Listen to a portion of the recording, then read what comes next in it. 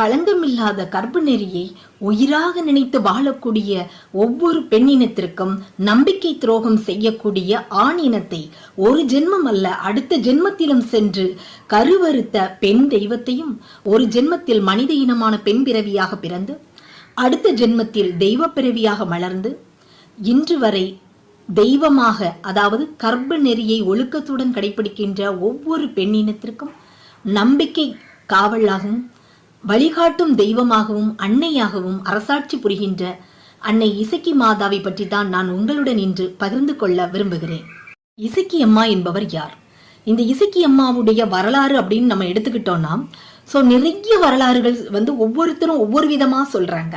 ஆனா இது எல்லா சொல்ற ஒவ்வொரு வரலாறுகளுமே உண்மைதான். ஆனா எல்லா இசக்கி அம்மன் சக்திகளுக்கும் தலைமை பீடமாக ஒருத்தர் வழிகாட்டி நடத்துறவங்க தான் முப்பந்தல் இசக்கி அம்மா. முப்பந்தல் அப்படிங்கிற பேர் இந்த ஆலயத்திற்கு எப்படி வந்துச்சுன்னா, சேர சோழ பாண்டிய மன்னர்கள் மூவருமே ஒருவருக்கொருவர் போட்டி பொறாமைகள்னு சொல்லி இருந்தாங்க. அந்த சமயத்துல ஔவையார் அன்னையினுடைய ஆலோசனையின் பேரில் மூவருமே சமாதானமாக இருந்து பேசி உண்டு மகிழ்ந்த ஒரு இடம்தான் முப்பந்தல். அதனாலதான் இன்னைக்கு இந்த இடம் முப்பந்தல் அப்படின்னு பேர் வந்தது.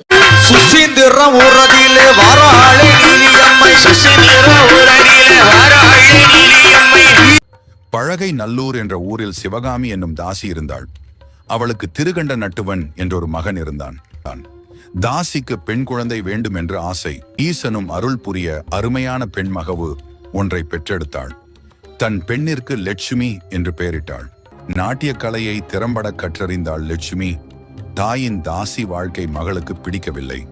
கற்பு நெறியில் வாழ வேண்டும் என்று நினைத்தாள். ஆனால் தாயோ பணத்தாசை பிடித்தவள். லட்சுமியின் நடன அரங்கேற்றம் ஈசனார் ஆலயத்தில் நிறைவேறியது. இந்த சமயத்தில் அதே ஆலயத்தில் வேதியனாக, அதாவது பூசாரியாக வேலை பார்க்கக்கூடிய ஒரு இளைஞன், அவன் பெயர் வேலவன். அவன் இந்த லட்சுமியுடைய நடன அரங்கேற்றத்தை பார்க்கிறான். பார்த்ததிலிருந்தே இந்த லட்சுமியை ரொம்பவே பிடித்து போய்விடுகிறது. அதனால ஒரு காதல் அப்படிங்கிற ஒரு உணர்வோட ஒரு அலைகிறார். தான் இந்த வேலவன் அப்படிங்கிற இளைஞன் இந்த லக்ஷ்மியுடைய இல்லம் தேடி செல்றான். அங்கு சென்று அவளுடைய லக்ஷ்மியுடைய அம்மையார், அப்போ லக்ஷ்மி நடன கலைக்கு வேண்டி வெளியூர் கோயில்களுக்கு செல்வது வழக்கம். அந்த சமயத்தில் சிவகாமி அம்மையார் தான் வீட்டில் இருக்காங்க. அவங்க கிட்ட அவங்களுடைய மகள் லக்ஷ்மியுடைய நடன அரங்கேற்றத்தை பற்றியும் லக்ஷ்மியை ரொம்ப பிடிக்கும் அப்படின்ன மாதிரி ரொம்பவே புகழ்ந்து பேசிக்கிட்டு இருக்கான். இதை மறைமுகமாக உணர்றாங்க யாரு? சிவகாமி அம்மையார் தன்னுடைய மகளை இந்த இளைஞனுக்கு ரொம்பவே பிடித்திருக்கு அப்படிங்கிறத மறைமுகமாக உணர்ந்து கொண்ட இந்த சிவகாமி அம்மையார் அவனை இல்லத்தில் அமர வைக்கிறாங்க. அதுக்கப்புறமா லக்ஷ்மி நடன கலைக்கு போயிட்டு வராங்க. அவங்க கிட்ட என்ன பண்றாங்கன்னா தாம்பூலம் கொடுத்து, அதாவது இந்த தாசி இனத்தை சேர்ந்தவங்க யாரும் வீட்டுக்கு வந்தா அவங்கள வரவேற்று அவங்களுக்கு தாம்பூலம் கொடுத்து அந்த மாதிரி போயிட்டு சகல மரியாதையோட அவங்கள வரவேற்கிறது வழக்கம். அந்த மாதிரி இந்த லக்ஷ்மி இடையும் தாம்பூலம் கொடுத்து அதில் வெத்தலை பாக்கு பழம் பூ எல்லாம் வச்சு கொடுக்குறாங்க. அதில் கொடுக்கறதுல இந்த தாயுடைய ஒரு வஞ்சக எண்ணம் என்னன்னா, அதாவது இந்த அம்மா பணத்தாசி பிடிச்சவங்க, பணத்துக்கு வேண்டி என்ன வேணாலும் பண்ணுவாங்க, அப்படிப்பட்டவங்க. அதனால இந்த இளைஞன் கொஞ்சம் செல்வாக்கு இருக்கு, செல்வ வளம் உண்டு. இதையெல்லாம் அறிந்து கொண்ட அந்த சிவகாமி அம்மையார் என்ன பண்றாங்கன்னா, தன்னுடைய மகள் கையில தாம்பலம் தட்டு கொடுக்குறாங்கல்ல, அந்த தட்டுலையே வசியமும் வைத்து, வசிய மருந்தையும் வைத்து கொடுக்குறாங்க. இது அந்த கள்ளங்கபடம் இல்லாத லக்ஷ்மிக்கு தெரியாது எதுவுமே. லக்ஷ்மிக்கும் இந்த இளைஞனிடம் ஒரு ஈர்ப்பு ஏற்படுகிறது. இந்த மாதிரி இவங்களுடைய சந்திப்பு நாளடைவில் தொடர்ந்து கொண்டே இருக்கிறது. இந்த லக்ஷ்மி என்ற பெண்ணுக்காக இந்த இளைஞன் வேலவன் எவ்வளவோ செல்வ வளங்களை எல்லாம் கொடுக்குறான். ஆனா இந்த செல்வ வளங்கள் எதையுமே லக்ஷ்மி எதிர்பார்க்கல. ஏன்னா லக்ஷ்மியை பொறுத்த வரைக்கும் தனக்கு ஒரு உண்மையான அன்புள்ள ஒரு ஆண் துணை மட்டும்தான் கிடைக்கணும்னு நினைச்சாங்க. அதாவது தாசி குலத்தில் பிறந்திருந்தா கூட பணத்துக்காக எதையும் செய்யக்கூடிய ஒரு பெண்ணாக அவங்க வளரல. கர்ப்ப நெறியில அவ்வளவு ஒழுக்கத்தோடு அவங்க இருந்தாங்க. ஆனா இவங்களுடைய அம்மா சிவகாமி அம்மாவுக்கு செல்வ வளங்கள் வேணும். அதனால இவங்க என்ன பண்றாங்க, ஒவ்வொரு நாளும் அந்த வேலவன்ட்ட லக்ஷ்மிக்கு தெரியாம அந்த வேலவன்ட்ட அந்த சிவகாமி அம்மையார் பேசி பேசி தன்னுடைய மகளுக்காக ஒவ்வொரு விஷயங்கள், ஒவ்வொரு செல்வ வளங்களையும் வாங்கிக்கிட்டே இருக்காங்க. இந்த இளைஞனும் என்ன பண்றான், இந்த லக்ஷ்மியோடைய மீது இருக்கக்கூடிய அவ்வளவு பற்று பாசம், இதனால அவன் நிறைய கொடுத்துக்கிட்டே இருக்கிறான். இது மட்டும் இல்லாம கடைசியில் தன்னுடைய கையில இருந்து எல்லா வளங்களும் போயாச்சு. அதுக்கப்புறமா என்ன பண்றான், தான் வேலை செய்யக்கூடிய அந்த ஆலயத்தில் உள்ள கோவில், அதாவது சாமியுடைய நகைகளை கூட இவன் கொண்டு கொடுக்குறான். அந்த அளவுக்கு போயிட்டு ஸோ இப்படி இருக்கக்கூடிய சமயத்தில் தான் ஒரு நாள் அவன்கிட்ட எல்லாமே போயாச்சு, இனி எதுவுமே இல்லை அவன்கிட்ட. ஸோ ஆனாலும் லக்ஷ்மியை எப்பவும் வழக்கம் போல தேடி வர்றது போல வாரான். ஆனால் அந்த சமயத்தில் லக்ஷ்மி வந்து அந்த நேரம் வந்து வீட்டில் இல்லை, அவள் வந்து நடன பயிற்சிக்கு வேண்டி எப்போவுமே வெளியூர்கள் செல்வது வழக்கம். அப்போ அப்படி போயிருக்கக்கூடிய சமயத்தில் இந்த சிவகாமி அம்மையார் இன்னைக்கு என்ன கொண்டு வந்தா அப்படின்னு கேட்கும்போது வேலவன்ட்ட எதுவுமே இல்லை கொடுக்கறதுக்கு. ஸோ அப்படின்னு உடனே அந்த அம்மா என்ன பண்ணுறாங்க, இனி எதுவுமே இல்லைங்கிறத தெரிஞ்ச உடனே ஐயோ இனி பார்க்க வராத, லக்ஷ்மி சொல்லிட்டா, அதாவது தன்னுடைய மகள் வந்து தன் ஏதாவது அதாவது செல்வ வளங்கள் இருந்தால் மட்டும்தான் வீட்டில் அனுமதிக்கணும், இல்லைன்னா வேண்டாம், வெறுங்கையோட வந்தா எதுவுமே லக்ஷ்மி பார்க்க முடியாது அப்படின்னு சொல்லிருமா அப்படின்னு சொல்றது போல, மகள் சொன்னது போல இந்த அம்மா இந்த வேலவன்ட்ட சொல்றாங்க. ஸோ அவ்வளவுதான். இடிந்து போன லக்ஷ்மியா அப்படி சொன்னா, லக்ஷ்மியா அப்படி சொன்னான்னு அதிர்ச்சியால வந்து உரையிறான். அவங்க அம்மா வந்து ஆமா அப்படிதான் அப்படின்ன மாதிரி சொல்லிட்டு வெளியே போன்னு சொல்லிட்டு கதவை சாத்திடுறாங்க. ஸோ இது வந்து ரொம்ப வேதனையான ஒரு விஷயம். இன்னைக்கும் இந்த மாதிரி இளைஞர்கள் வந்து நிறையவே இருக்கிறாங்க. அதாவது என்ன வேணாலும் ஒரு பெண்ணுக்கு வேண்டி எல்லாமே கொடுப்பாங்க, கடைசியில எல்லாம் இழந்து வெறுங்கையோட நிற்கக்கூடிய ஆணினம் வந்து இன்னைக்கும் வாழ்ந்துட்டு தான் இருக்கிறாங்க. அம்மையப்பர் தேடும் முதல், அம்மையப்பர் தேடும் முதல் அத்தனையும் தோத்தேனே. ஸோ இந்த லக்ஷ்மி மேலையும் அதிகமான கோபம் வெறுப்பு ஏற்படுது. ஸோ போனது போனதுதான், இனி ஒன்றும் செய்ய முடியாது, இனி நான் என்ன பண்ணுவேன் அப்படின்ன மாதிரி போன போக்கில் வந்து நடந்து போறான். ஸோ சிறிது நேரம் கழித்து லக்ஷ்மி நடன பயிற்சியை முடித்துக்கிட்டு அவங்க வீட்டுக்கு வராங்க. ஸோ வீட்டுக்கு வந்தவங்க என்னைக்குமே வேலவன் வர்றது வழக்கம் இல்லையா. ஸோ அதனால அதை எதிர்பார்த்து அம்மா இன்னைக்கு வேலவன் எங்க காணலையே அப்படின்னு கேட்கும்போது அவங்க அம்மா என்ன சொல்றாங்கன்னா, இல்ல வந்தாமா, ஆனா வந்து ஒண்ணுமே கொண்டுராம வந்தா, அதனால நீ வந்து லக்ஷ்மியை பார்க்க முடியாது அப்படின்னு சொல்லி நான் அனுப்பிட்டேன் அப்படின்னு சொல்றாங்க. உடனே அந்த லக்ஷ்மி அம்மாவுக்கு வந்து அவ்வளவு வேதனை வந்து பயங்கரமா ஆகுது. அவங்க என்ன பண்றாங்கன்னா, அம்மா நீ என்ன காரியம் பண்ணுன, அதாவது அந்த நான் இன்னைக்கு போட்டிருக்க நகை ஆகட்டும், செல்வ வளங்கள் ஆகட்டும், எல்லாமே அந்த நல்லவர் தந்தது அல்லவா. ஸோ அதனால அவருக்குரியது அவரிடமே போய் சேரணும் அப்படின்னு சொல்லிட்டு என்ன பண்றாங்க, அம்மா வந்து எவ்வளவு தடுத்தும் கேட்காம எல்லாத்தையும் அவர் தந்த நகைகள் எல்லாத்தையும் எடுத்துட்டு இந்த அம்மா என்ன பண்றாங்க, வீட்டை விட்டே வெளியேறாங்க. ஸோ ஓடி ஓடி போறாங்க. இந்த வழியா போனா அந்த காட்டு வழியா தான் போயிருக்கணும்னு சொல்லிட்டு அந்த வழியா பார்த்து போயிட்டே இருக்காங்க. ஸோ தூரத்துல வந்து இந்த இளைஞன் வேலவன் போறது தெரியுது. ஸோ கூப்பிட்டு ஓடுறாங்க. ஆனா அவன் வந்து திரும்பி கூட பார்க்கல.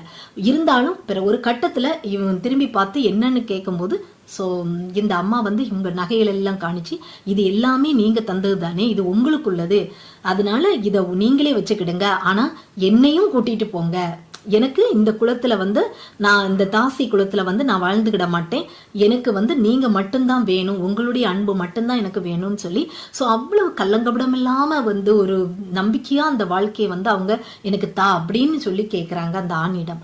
ஆனா அவன் என்ன பண்றான்னைக்கு அவனோட மைண்ட் வந்து சுத்தமா மாறிட்டு. ஸோ அவன் என்ன பண்றான், நமக்கு கிடைத்த மட்டுக்கு லாபம், அதாவது நம்ம கொடுத்த செல்வம் நம்ம கிட்டே வந்துட்டு, ஆனாலும் லக்ஷ்மியிடம் வந்து அந்த அளவுக்கு ஒரு முன்பு இருந்த அந்த ஒரு ஈர்ப்பு இல்லை.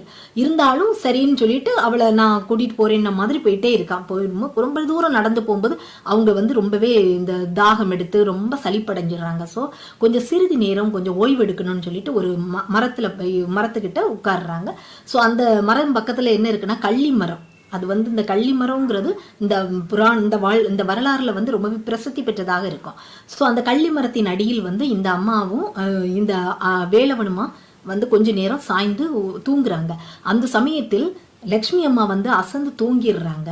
ஆனா அந்த இளைஞன் வந்து என்ன பண்றான், தலை முழுக்க அவனுக்கு வந்து ஒரே ஆலோசனை என்னன்னா, இனி அதாவது இந்த அம்மா இவளோட அம்மா வந்து இந்த அளவுக்கு சொல்லி நம்மளை வந்து வெளியே அனுப்பிட்டாங்க, அது தாசி குலத்தை சேர்ந்தவங்க. ஸோ அவங்க இந்த மாதிரி செய்தவங்க அவங்களுடைய மகள் லக்ஷ்மி. ஸோ இவங்க ஏன் நாளைக்கு மாற மாட்டாங்க.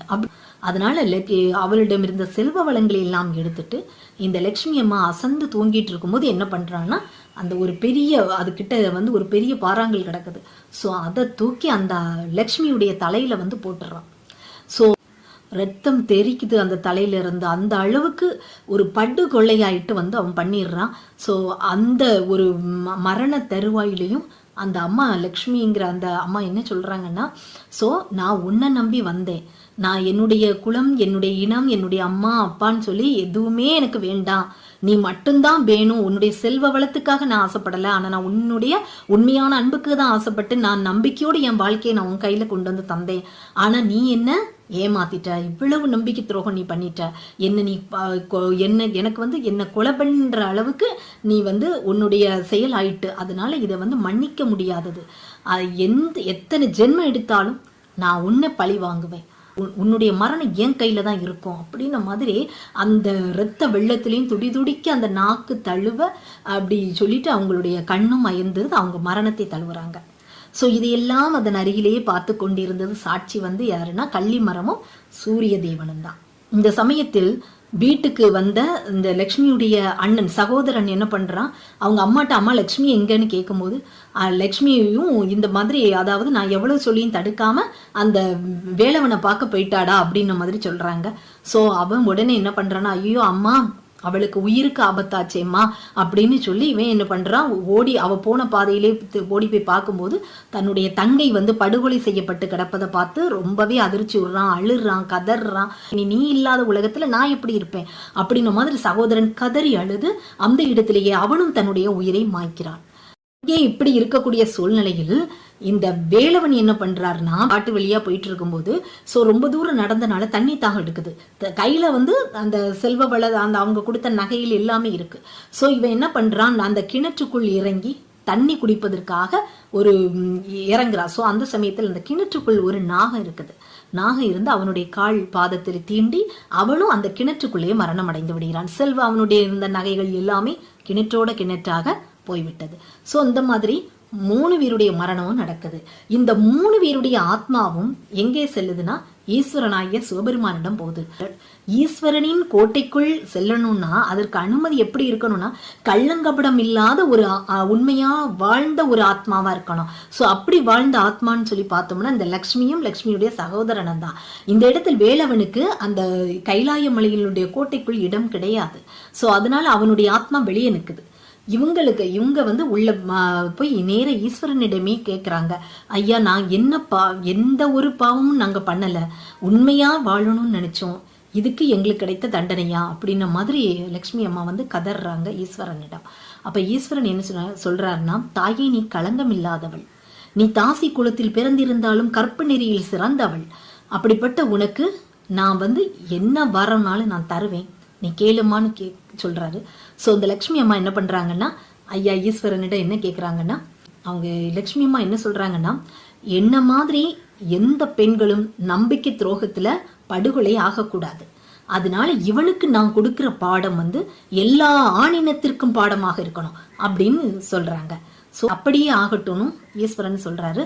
அது மட்டுமல்லாமல் ஈஸ்வரன் என்ன சொல்றாங்கன்னா, தாயே உன்னை படுகொலை செய்த அந்த இளைஞன் வேலவனையும் அடுத்த நிமிடமே அவனுடைய உயிரையும் நாங்க பறித்துட்டோம் அப்படின்னு சொல்றாங்க. ஸோ அந்த ஒரு நிகழ்ச்சியையும் அவங்களுக்கு காட்டுறாங்க. ஈஸ்வரன் என்ன சொல்றாருன்னா, ஸோ இந்த அடுத்த ஒரு பிறவி உனக்கு உண்டு, அந்த பிறவியில் சோழ மன்னனுடைய மகளாக நீ பிறக்கணும். ஸோ நீலி என்ற பெயரில் உன்னுடைய சகோதரன் நீலன் அப்படிங்கிற மாதிரி பிறப்பாரு. ஸோ அதே மாதிரி இந்த நீலி என்ற பெயரில் நீ இவனை பழி எடுத்த பிறகு, அந்த பழி வாங்கிய பிறகு இசக்கி அப்படிங்கிற பெயரால் மக்களால் வழிபாடு செய்யப்படுவாய் அப்படின்னு சொல்றாரு. ஸோ இசக்கி அப்படிங்கிற பெயருக்கு அர்த்தம் என்னன்னா, தாயே உன்னை நினைத்து எந்த ஒரு நல்ல செயல் செய்தாலும் தொட்டது துளங்கும், அதாவது இயங்கும், எந்த ஒரு விஷயமே இயங்கும், அதாவது நம்ம இயக்க தொடங்குவோம் இல்லையா அந்த மாதிரி. ஸோ அதனால அந்த பெயர் வந்து இயக்கிங்கிற பெயர் வந்தது. ஸோ இசைந்து மகிழ்பவள் அப்படின்ன மாதிரியும் இசைந்து வருபவள் அப்படின்ன மாதிரி இந்த பெயரினால் சூட்டப்பட்டு அவள் இசக்கி என்ற ஒரு பெயருடன் விளங்குகிறாள். அடுத்த பிறவியில் நீ யார் என்ற உண்மை உனக்கு தெரிந்திருக்கும், நீ அவனை பழிவாங்குவாய். ஈசனிடம் வரம் வாங்கிய லட்சுமியானவளும் அவள் அண்ணனும் சோழராசனுக்கு குழந்தைகளாக பிறந்தனர். இருவரும் நீலன் நீலி எனப்பட்டனர். ஈசனது அருளால் பிறந்த குழந்தைகள் ஆதலால் இவர்கள் புறத்தோற்றத்திற்கு குழந்தைகளாக தென்பட்டனர். தாய்ப்பால் இக்குழந்தைகளின் பசியை ஆற்றுவதாக இல்லை. அந்நிருவரும் வெளியேறி சென்று ஆடுகளையும் மாடுகளையும் கடித்து ரத்தம் குடித்து பசியாறி திரும்பவும் வந்து படுத்துக் கொண்டனர். மறுநாள் பார்த்த மகாராணி குழந்தைகள் மேல் இரத்த வாடை வீசுவதைக் கண்டு அதிர்ச்சி அடைந்தாள். அதை வந்து அரசரிடம் சொல்றாங்க. அரசருக்கும் சிறு சிறு சந்தேகங்கள் இருக்கு. ஊரில் உள்ள மக்கள் எல்லோரும் வந்து அரசர்கிட்ட கம்ப்ளைண்ட் பண்றாங்க. அதாவது நீங்க வீட்டுல உள்ள ஆடு காணல, மாடு காணல, அடுத்த நாள் இப்படி செத்து கிடக்கு, அந்த மாதிரி இப்படி நிறைய ஒரு பிரச்சனைகளை சொல்றாங்க. அப்போ சோழ அரசன் வந்து இது யார் அப்படின்னு கண்காணிக்கணும் அப்படின்னு சொல்லி காவலர்கள்ட்ட சொல்றாங்க. ஸோ காவலர்களும் கண்காணிக்கிறாங்க. அந்த சமயத்துல தான் ராத்திரி இந்த சிறு குழந்தைகள் வந்து எல்லாரும் உறங்கினதுக்கு அப்புறமா வெளியே வந்து இந்த மாதிரிப்பட்ட அமானுஷ்யமான இந்த செயல்களை செய்யறதெல்லாம் பாக்குறாங்க. ஸோ அரசரும் கண்கூடாவி பார்த்துறாரு. ஜோசியம் அந்த கூட்டு பாக்குறாங்க. ஸோ அவரு என்ன பண்றாருன்னா இவங்க ஜாதகத்தை கணிக்கிறாங்க. என்னன்னா இவங்க வந்து தெய்வ பிறவி, அது மட்டும் இல்லாமல் இவங்க வீட்டில் இருக்கக்கூடியவங்க கிடையாது, காட்டில் இருக்கக்கூடிய ஒரு ஜாதகம் தான் இவங்களுக்கு. இல்லை வீட்டில் இருந்தால் இன்னும் அழிவுகள் அதிகமாகும் அப்படின்ன மாதிரி. ஸோ இதையெல்லாம் நம்பிய சோழ மன்னன் என்ன பண்ணுறாரு, வேற வழியே இல்லாமல் தன்னுடைய இந்த குழந்தைகளை வந்து காட்டில் போய் காவலர்களால் விட சொல்றாங்க. அவங்களும் காட்டில் போய் வாழ்றாங்க. அவங்களுக்கு எந்த ஒரு அச்சமோ எதுவுமே இல்லை. ஒரு வேப்ப மரத்துல தான் அவங்க வந்து குடி வாழ்றாங்க, அண்ணனும் தங்கச்சியுமா. ஒரு நாள் நீலி வேட்டைக்கு போக நீலன் மரத்துல தூங்கிட்டு இருந்திருக்கான். இந்த சமயத்துல காட்டுக்கு பக்கத்துல இருக்கிற ஊர்ல வாழ்ந்துட்டு இருந்த வேளாளர்கள் கோயில் வேலைக்காக மரம் தேடி காட்டுக்கு வர்றாங்க. அவங்க கண்ணுல நீலன் இருக்கிற வேப்ப மரம் படுது. நல்ல மரமா இருக்கிறதால உடனே அதை வெட்டி எடுத்துட்டு போயிடுறாங்க. மரம் கீழே விழும்போது அதுல இருந்த நீலனும் கீழே விழுந்ததால அவன் இறந்துடுறான். வேட்டையை முடிச்சிட்டு திரும்பி வர்ற நீலி வேப்ப மரத்தை காணாம தவிக்கிறா. தன் அண்ணனோட உடலை பார்த்து அழுது துடிக்கிறா. மரத்தை வெட்டி தன் அண்ணனை கொன்னது அந்த ஊர்ல இருந்த வேளாளர்கள் தான் தெரிஞ்சுக்கிட்டு இந்த ஊர்ல இருக்கிற அத்தனை வேளாளர்களையும் அழிச்சு ஊரையே நாசமாக்கிடுவேன்னு சபதம் செய்யறா. போன பிறவியில தன்னை கொன்னவன பழிவாங்க அந்த காட்டுக்குள்ளேயே காத்துட்டு இருக்க ஆரம்பிக்கிறா நீலி. இது ஒரு பக்கம் இருக்க, காவிரி பூம்பட்டினத்துல ஒரு வணிக வியாபாரிக்கு மகனா வேதியன் பிறந்து ஆனந்த செட்டிங்கிற பேர்ல வளர்ந்துட்டு வர்றான். இவனுக்கு முற்பிறவி பத்தின ஞாபகம் எதுவுமே இல்ல.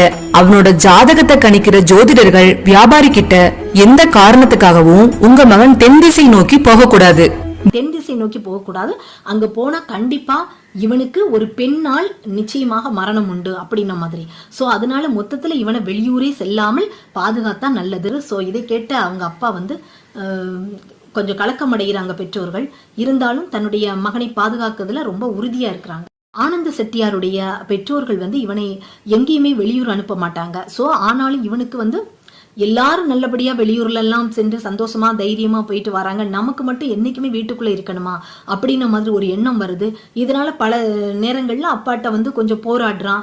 அந்த சமயம்தான் இப்படிங்கிற ஒரு விஷயத்த தெரிஞ்சுக்கிடுறான், தன்னுடைய ஜாதகத்துல இந்த மாதிரி ஒரு ஆபத்து இருக்கு அப்படின்னு பெற்றோர்கள் சொல்றாங்க. இதை கேட்டவன் என்ன பண்றான், அப்ப மந்திர தந்திரவாதிகளை பார்த்தா நம்ம பாதுகாக்கப்படலாம் அப்படின்னு மாதிரி நினைச்சிட்டு அவன் மந்திரவாதிகளை தேடி போறான். ஸோ அவங்க கொடுத்த ஒரு தாயத்தை வச்சுக்கிட்டு இவன் என்ன பண்றான், பாதுகாப்பா நிறைய சமயங்கள்ல வந்து வெளியூர் போயிட்டு வந்துடுறான். அந்த சமயத்துல தான் இவனுக்கு இவனுடைய விதி தென் திசை நோக்கி போக வேண்டிய ஒரு பயணம் வந்தது. அப்போ இல்ல அவங்க அப்பா வந்து இல்ல தென் திசைக்கு மட்டும் போகாதுன்னு சொல்லும் போது இல்ல, எனக்கு தாயத்து மந்திரம் இருக்கும்போது எனக்கு எந்த ஒரு பயமும் இல்லை அப்படின்ன மாதிரி சொன்னான். ஸோ இவங்க அப்பா அம்மாவும் சரி ஏதோ ஒரு நம்பிக்கையில விட்டுட்டாங்க. ஆனா இவனும் அந்த தென் திசை நோக்கி அவன் வியாபார நிமித்தமாக வந்து கொண்டிருக்கிறான். கரெக்டா அந்த அம்மா நீலி அம்மா வந்து அங்க ஆக்ரோஷமா இருக்கக்கூடிய அந்த காட்டின் வழியாக இவன் வாரான். வரும்போது இவனை எதிர்பார்த்து காத்து கொண்டிருந்த அந்த நீலி என்ற எங்கள் தாய் இசக்கி அம்மா வந்து அவ்வளவு ஆக்ரோஷத்தோட சந்தோஷத்தோட உற்சாகத்தோட ஓடி வராங்க, இவனை வந்து வரவேற்கிறாங்க. இளவனும் அசந்து போய்விட்டான். ஏன்னா அந்த நடுக்காட்டில் நட்ட நடு இரவில் ஒரு பெண் சிவப்பு சேலை கட்டிட்டு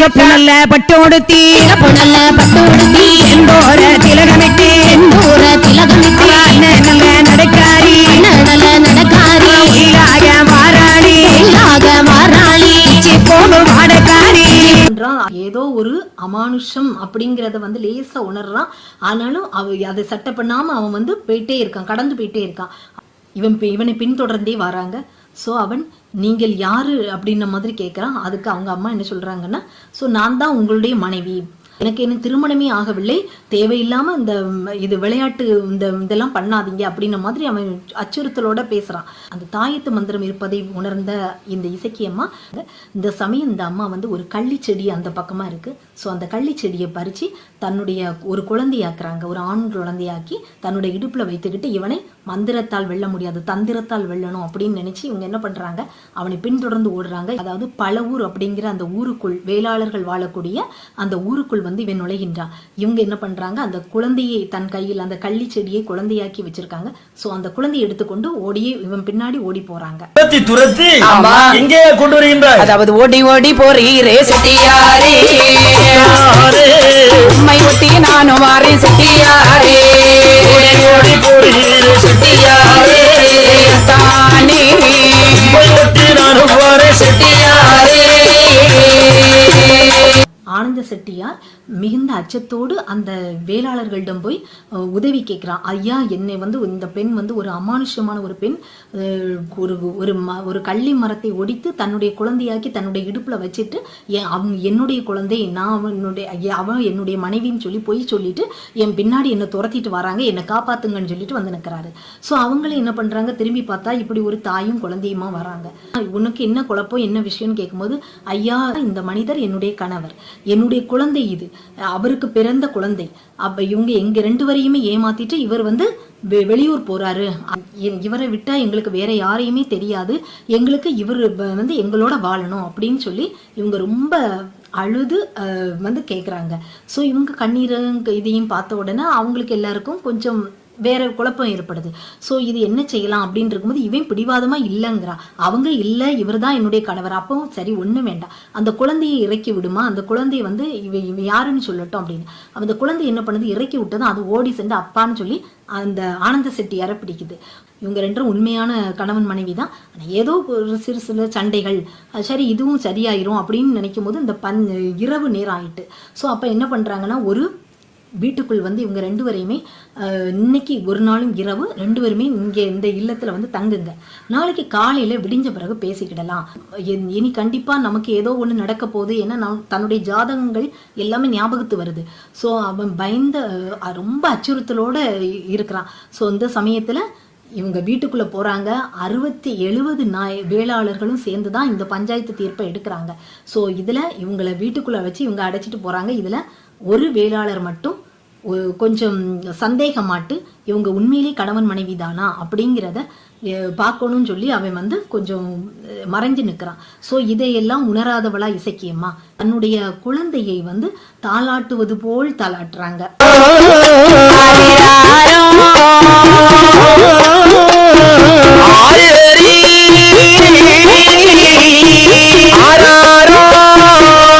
அந்த வேளாளர் வந்து ஒருவன் வந்து மறைந்து நின்று பார்க்கறான். ஸோ மறைந்து நின்று பார்க்கறவனுக்கு இந்த காட்சியை பார்த்ததும் ஸோ உண்மையிலேயே அவங்க கணவன் மனைவி தான் அப்படிமா இவர் போய்விட்டார் என்பதை அறிந்த பிறகு இந்த இசக்கியம்மா தன்னுடைய சுயரூபத்தை காட்டுறா. அதாவது தன்னுடைய வேலவன் முன்னாடி போய் அவன் மீது மூதேவி மந்திரத்தை ஓதுறாங்க. அந்த மூதேவி மந்திரத்தின் சக்தியினால் அந்த தாயத்து வந்து அவனிடமிருந்து கீழே விழுந்து விடுகிறது. அதுக்கப்புறமா அவனுக்கு முன் ஜென்மத்துல நடந்த விஷயத்தை ஞாபகப்படுத்தி காட்டுறாங்க. அந்த அவனுடைய நெஞ்சின் மீது ஏறி அவனுடைய வயிற்றில் இருக்கக்கூடிய குடலை பிடுங்கி மாலையாக இட்டு ரொம்ப கோர தாண்டவம் ஆடி அவனை வந்து படுகொலையாக பண்றாங்க. ஸோ அதாவது பெண் இனத்திற்கு துரோகம் செய்யக்கூடிய ஒவ்வொரு ஆணுக்கும் இது கிடைக்கக்கூடிய ஒரு பாடமாக இருந்து அந்த அம்மா வந்து அந்த ஒரு நிகழ்ச்சியை வந்து நடத்தி முடிக்கிறாங்க. அதுக்கப்புறமா பயங்கர ஆக்ரோஷமான சத்தத்தோடு அந்த கள்ளி செடியை தான் குழந்தைய வச்சிருப்பாங்க. அந்த குழந்தை பழையபடியும் கள்ளி செடி ஆகுது. ஸோ அந்த கள்ளி செடியையே அவன் நெஞ்சின் மீது அந்த மார்பின் மீது நட்டுறாங்க. அதாவது நம்ம வெற்றி கொடி கட்டுவோம் இல்லையா, அந்த இப்போ நம்ம ஒரு இடத்துல வெற்றி பெற்றுட்டோம்னா அந்த இடத்துல நம்ம கொடி ஃபிளாக் நாட்டுவோம், அந்த மாதிரி அவங்க அப்படி நாட்டிட்டு அவங்க வந்து ஒரு உருவமும் அருவமா அவங்க அந்த இடத்தை விட்டு வெளியேறுறாங்க. ஏந்திய இசக்கியம்மை ஏறினாளே அவன் மார்பில் நெஞ்சிதனை தான் பிளந்தாள் நெடுவுதிரம் சோரோட கொண்டு வந்த குழந்தை தன்னை கோலக்கள்ளி கொப்பாக்கி ஆனந்தன் மார்புதனில் அழகுடனே நட்டு வைத்து ஆயிழையாள் இசக்கியம்மை. இரவு இரவு பொழுது முடிந்து பகல் காலை விடியும் போது இந்த இளைஞனை தேடிட்டு, அதாவது இந்த ஆனந்த செட்டியாரை தேடிட்டு அவங்களுடைய பெற்றோர் வராங்க. அதாவது இந்த பக்கமாக என்னுடைய மகன் வந்தானா, அவன் பேர் ஆனந்த செட்டியார் அப்படின்னு கேட்கும்போது, ஸோ அந்த வேளாளர்கள் என்ன சொல்றாங்க, ஆமா வந்தான், அவன் மட்டும் இல்லை, அவனுடைய மனைவி குழந்தை ஒன்று, அவனுக்கு திருமணமே ஆகவில்லையே, எப்படி மனைவி குழந்தை இல்லையே, மனைவி குழந்தையோட வந்தானேன்னு சொல்லி எல்லோரும் நாங்க தான் இந்த இல்லத்துல தங்க வச்சிருக்கோம் பாப்போன்னு சொல்லி அவங்க திறக்கும் போது என்ன ஆகுது, அங்க அவன் படுகொலையாகி மரணம் அடைந்து கிடக்கிறான். சுரத்த வெள்ளத்துல. இதை பார்த்த பெற்றோர்கள் அலறி அடித்து துடிக்கிறார்கள். இதை பார்த்த இந்த வேளாளர்கள் என்ன பண்றாங்க, ஐயோ நாங்க எல்லோரும் சேர்ந்து தப்பு பண்ணிட்டோமே அப்படின்னு நம்ம சொல்லி தாங்கள் செய்த தவறுக்கு தண்டனையாக நாங்கள் வந்து உயிரை மாய்த்து கொள்வோம் அப்படின்னு சொல்லிட்டு என்ன பண்றாங்க, 69 நாய், 70 பேர் உண்டு. ஸோ அதுல 69 வேளாளர்களுமே தங்களுடைய உயிரை வந்து தற்கொலையாக்கி மரணம் அடைந்து விடுகிறார்கள். இந்த 69 வேளாளர்கள், மொத்தத்தில் இந்த வேளாளர்கள் யாருங்கிறது இப்போ நமக்கு ஞாபகம் வரணும். அதாவது தன்னுடைய சகோதரன் நீலன் வந்து தன்னுடைய ஒரு மரத்தில் இருக்கும்போது அந்த மரத்தை வெட்டும் போது நீலன் மரணம் அடைந்தான் இல்லையா, ஸோ அவங்களே அந்த இனத்தை பழிவாங்குவேன்னு சொல்லி தான் இந்த வேளாளர்கள் வந்து இந்த இடத்துல பழியாக்கப்பட்டார்கள். இதுல ஒரு வேளாளர் என்ன பண்றாருன்னா, அந்த வயலில் வேலை பார்க்கிறவர், ஸோ அவர் அங்க போயிருக்கும் போது அவரையும் விட்டு வைக்கல. அவரும் என்ன பண்றாரு, என்ன ஒரு சிந்தனைனே அவருக்கு தெரியாது.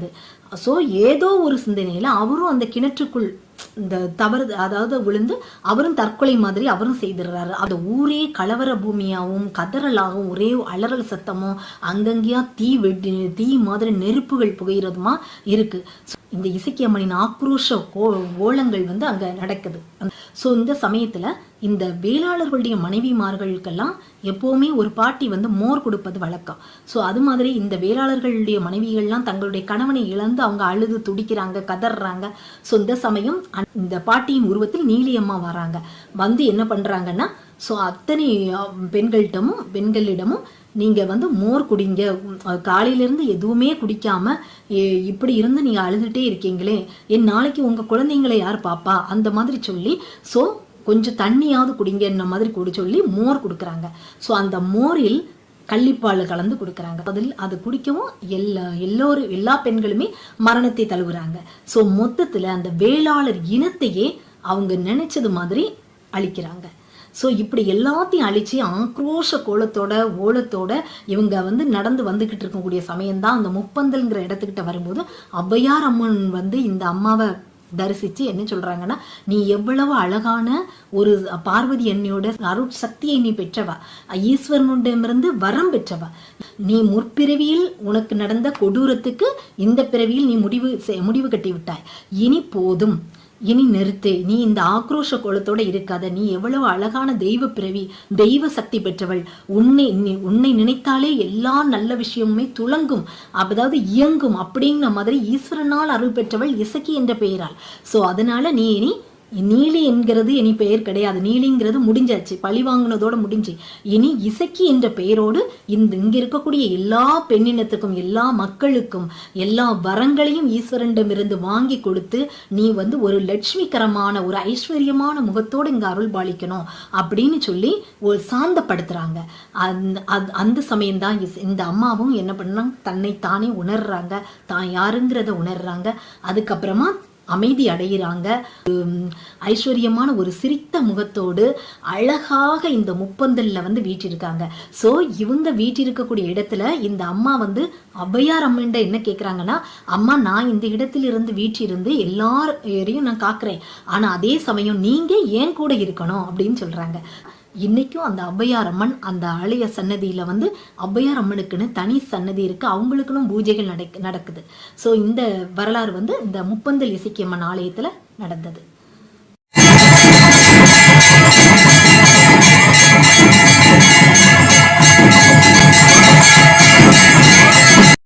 இவ்வளவு வீர தீர சகாப்தத்தை வாழ்ந்து முடித்தவங்க தான் இந்த முப்பந்தல் இசக்கியம்மா.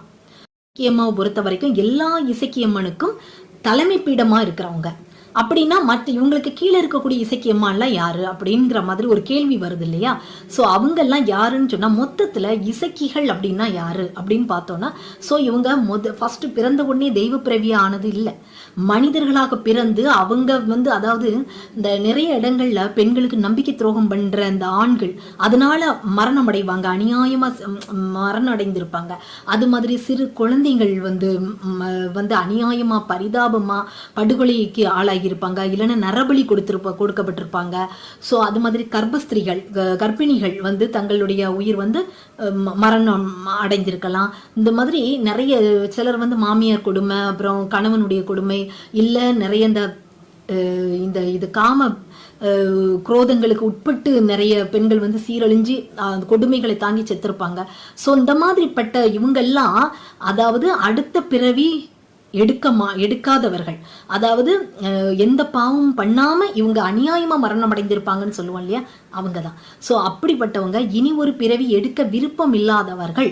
அவங்களுடைய ஆத்மாக்கள் என்ன பண்ணுதுன்னா இறைவனிடம் சென்றடைந்து அவரால் புனிதமாக்கப்பட்டு அந்த சக்திகள் எல்லாம் இந்த முப்பந்தல் இசக்கியமாங்கிற அதீத சக்திக்கு பின்னாடி அவங்க சக்தியோட சக்தியா நின்று இந்த வழிபாடுக்கு உரியவங்களாகிறாங்க, தகுதியாகிறாங்க. ஸோ அவங்கெல்லாம் தான் இசக்கிகள் அப்படின்னுங்கிற பேரு. ஸோ அந்த மாதிரிப்பட்ட இசக்கிகள் தான் ஒவ்வொரு ஊர்லேயும் இப்போ வாழக்கூடிய ஒவ்வொரு இசக்கியம்மாவுக்கும் வாழ்க்கை வரலாறுகள் வித்தியாசமா இருக்கும்.